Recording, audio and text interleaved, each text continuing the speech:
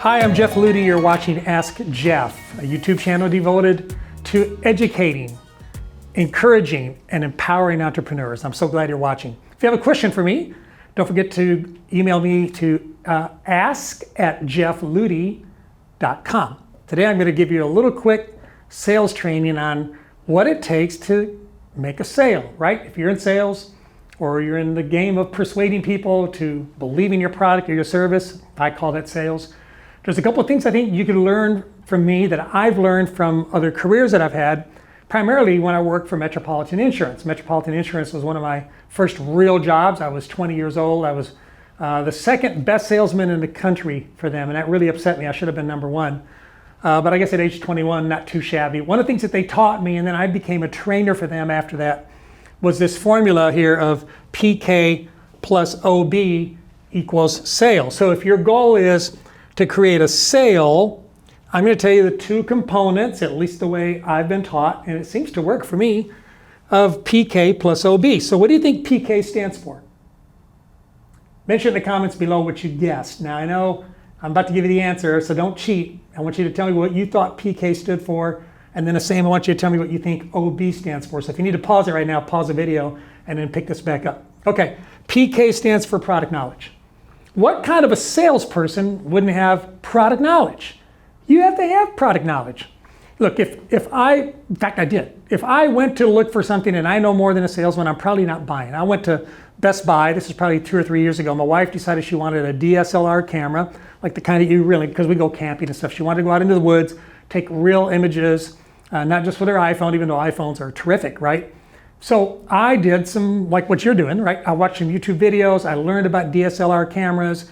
I learned the difference between, like the different brands and the fact that you can't use a Canon lens and a Nikon and the Sony, and I guess they make adapters, but you get where I'm going with this.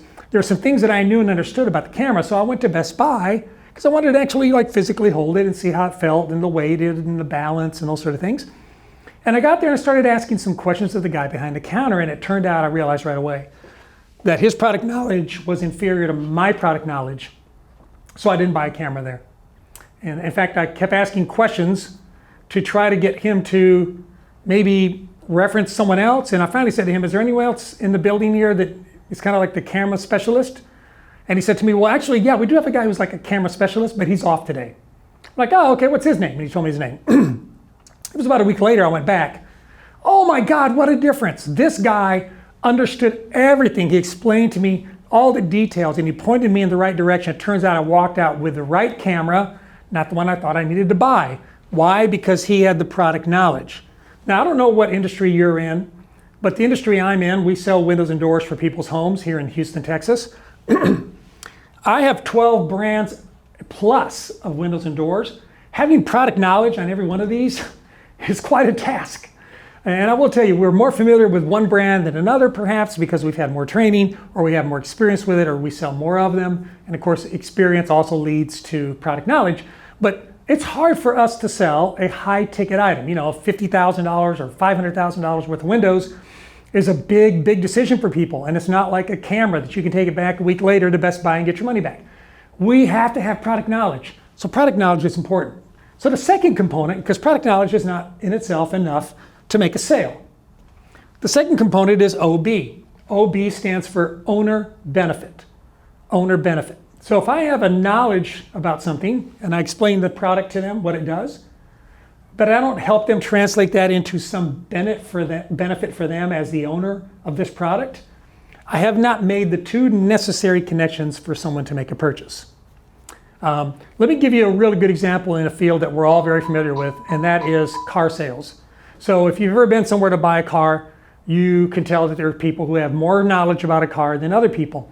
So let me pretend I'm a car salesman for just a minute. I happen to like cars, so I know a lot about cars. Let's pretend that I'm a salesman and I'm going to be talking to you about this car. You and I start looking at this car and I say to you, well, Mr. Driver, I've got to tell you something about this 2021 Bentley Continental GTC. GTC, by the way, sir, stands for convertible. This is a convertible. This car has a 626 horsepower engine, 664 foot-pounds of torque. It'll do 0 to 60 in 3.7 seconds. It's not the fastest car that I have on the lot today, but this car will get you there with great luxury and great comfort. Speaking of great comfort, this car comes with 3 different types of levels for suspension with airbags. Also has a 48-volt cornering system that helps apply torque to the proper wheels so that in cornering the car stays level. It also has a limited slip differential in the rear that helps keep traction onto the tires and onto the ground. You want to buy this car? Hey, it sounds pretty good, right? Okay, that's product knowledge. I didn't really translate that much into owner benefit. I threw one little owner benefit in there when I said about the traction, rear positive action traction that helps keep the tire on the ground. I talked about the 48-volt system that helps keep the car level, and I mentioned that keep it level, but I didn't go into like how that really benefits you. So let me pretend for just a minute that I took PK and I added some OBs to that and see what you think about this, okay? So Mr. Car Buyer, this is the 2021 Bentley Continental GTC. C stands for convertible, which means on a beautiful day, and we have a lot of them here, you can ride with the top down and the breeze blowing through that beautiful hair you have. This actually is a W12 engine. Now you say W12, I've heard of V12, I've heard of V8. No, so this is a very unique engine. A W12 is probably one of the most balanced engines you'll find out there. It's basically 2 small 6-cylinder engines that are melted together, and the vibration is so low that you can't hardly even feel the engine on this thing. This is a luxury, comfortable car. In other words, when you're driving down the road and you're making a phone call, even with the top down, the engine's there, but it's not dominant. It's not in your face. This makes it a very pleasant, comfortable ride. Now the horsepower on this engine, sir, is 626 horsepower and 664 foot-pounds of torque, along with a rear axle that is designed to have positive traction so your tires are always gripping the ground. You know what that means? That means that when you pull up to a red light next to some kid punk in his little Mustang and he wants to race you at the light and you put your foot down on that accelerator and those tires grab, it's the hand of God shoving you through that intersection and just blowing this guy away. In fact, sir, if you didn't have the top down, you'd probably be peeling your boogers off the back window. That's how powerful this car is. Now, do you see the difference?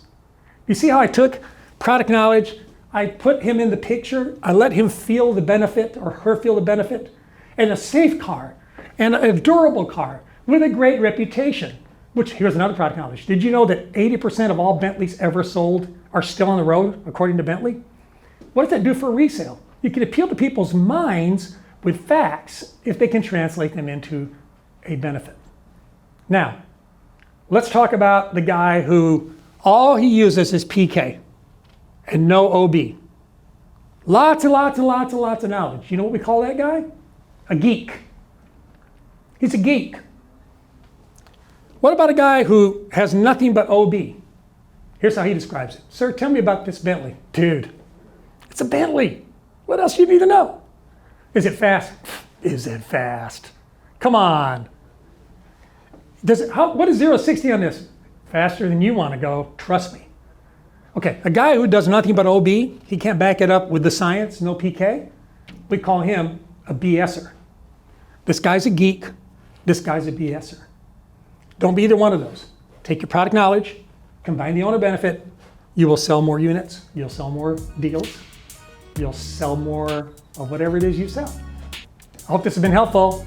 Don't forget to subscribe, share this video with your friends. If you have a question for me, go to ask@jeffludy.com. Stay encouraged. I'll talk to you again real soon.